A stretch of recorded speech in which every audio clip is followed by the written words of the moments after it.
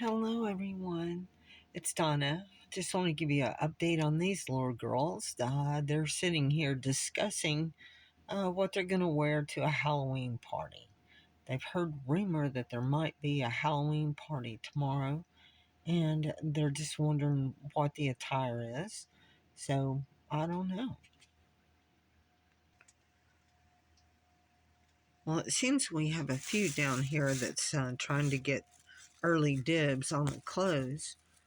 So don't know exactly how much Halloween they might have.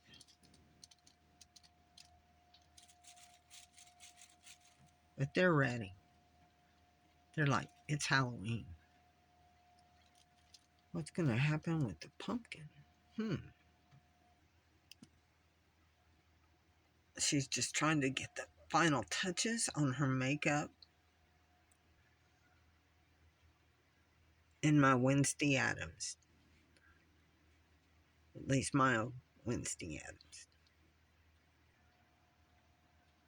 So the girls just want to say that they hope that they can come to a party tomorrow, but it all depends. If not, they're just going to have fun hanging out, halfway dressed for Halloween. See you tomorrow. Bye.